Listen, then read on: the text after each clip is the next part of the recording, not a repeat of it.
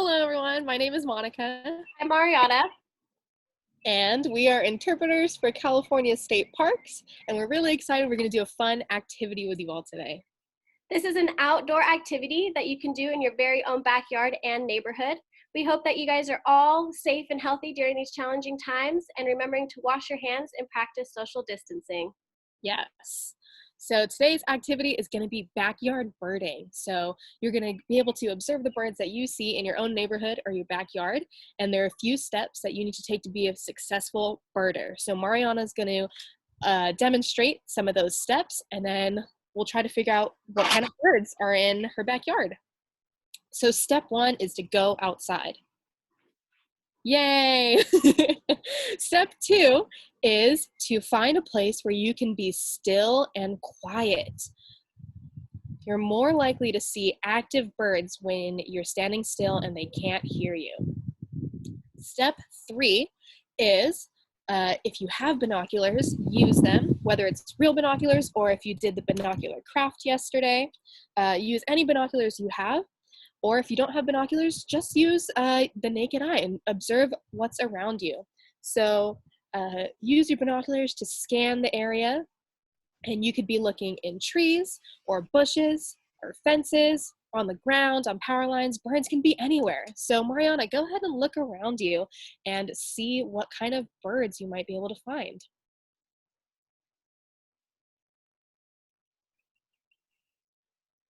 Monica, I spotted a bird. Oh my gosh, tell me about it. Well, I would say it's pretty big, or I would say it's bigger than a hummingbird, but smaller than a hawk. Okay. It's all black with some cool purplish green tint, and it has whitish eyes. Ooh, okay. Well, that bird sounds familiar, but I'm not quite sure what it is. So let's try to figure it out. Do you want to try to identify it? Yes. Okay, so a really easy way to identify birds is if you have a handy dandy bird guide. If you were to look in a bird guide, you would look at the first page, and that's usually where they have all the categories of different birds. It's totally going to vary depending on what book you have, but you can try to match the category to the type of bird that you saw based on its behavior or its size. So you said you saw a blackbird, so I have a blackbird section, so I'm going to flip there. What does your bird book look like? Well, looking at my table of contents, I noticed that mine are categorized by 7 different types of bird sections. I would say it's a perching bird, and under that, look at that, it says blackbirds too. Perfect. Okay, so I'm going to flip to the blackbird section, and maybe we can try to figure out what it was. So you said yours was all black, so it's not any of these birds, right, with the red feathers? Nope, I didn't see any red on it. Okay, so we're looking for an all black bird that has a, what about its tail? What did you notice about its tail? I think the tail was a little bit long. I would say it was about half the length of the bird's body size. Okay. Maybe a little bit smaller than that. Okay, so it's got a defined tail. Oh, and what did you say about the colors again? It was black, but it had some sort of tint to it. Yeah, it had some purplish tint near the head area, and then its body had some greenish to it. Oh, well, I think I found a bird that seems like that. It looks like a brewer's blackbird. Is that what you saw?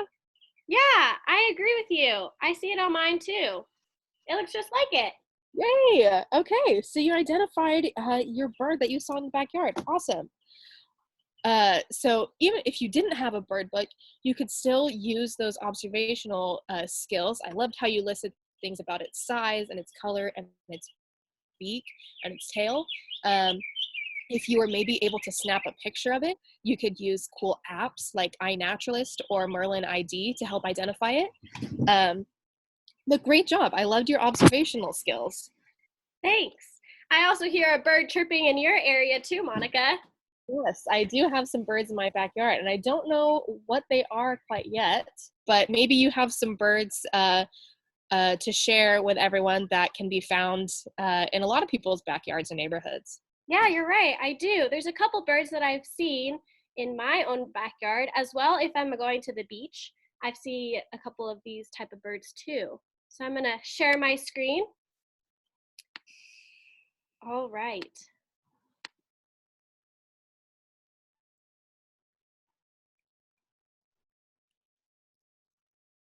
Cool. Can you tell me what you see out of this picture, Monica? Well, I see some bright colors. So on the left one, I see some bright orange. On the right, it's a pretty nice green color. These birds look pretty small because it looks like they're on small sticks or leaves. And they've got a nice long and skinny beak.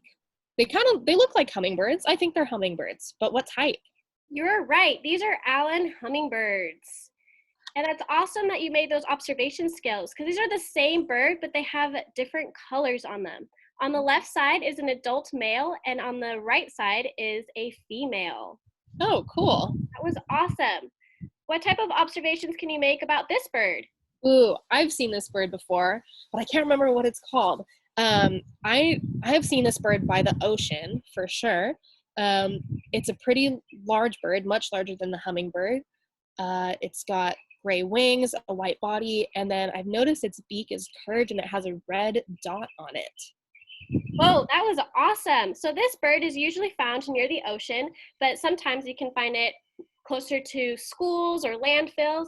This is a western gull. Ah, And it's awesome that you made that observation skill about the red dot because that's a key characteristic of how to identify this bird. awesome. All right, here's the next bird.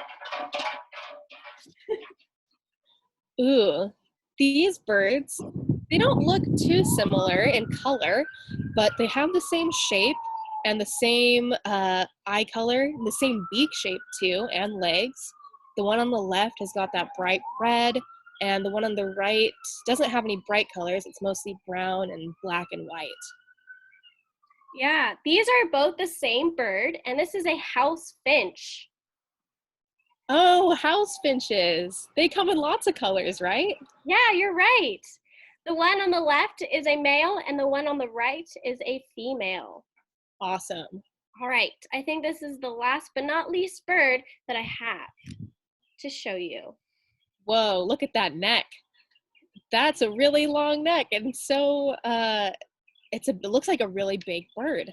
I noticed that there's water in the background, so maybe it likes to hang out by the water or find its food in the water. You're right. That's awesome.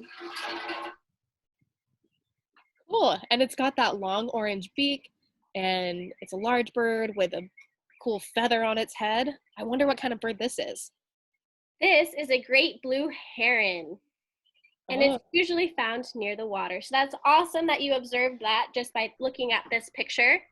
Really cool. So these are different birds that you might be able to see in your backyard, or if you're going outside to enjoy the fresh air, especially near the beach, or maybe you're going on a small walk.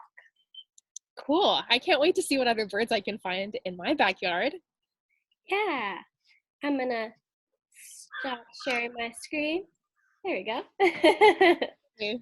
Well, we hope that you all are able to do some backyard birding of your own, and we would love to see what kind of birds you see, and we'd love to hear about your backyard birding experiences. Definitely. I can't wait to see what you guys find in your own backyards. Yeah, so post any pictures in the comments section of this video, or show us your binoculars. We'd love to see anything, and we hope that you're able to see some cool birds in your own area. Awesome. Thank you, Monica, for helping me identify that bird.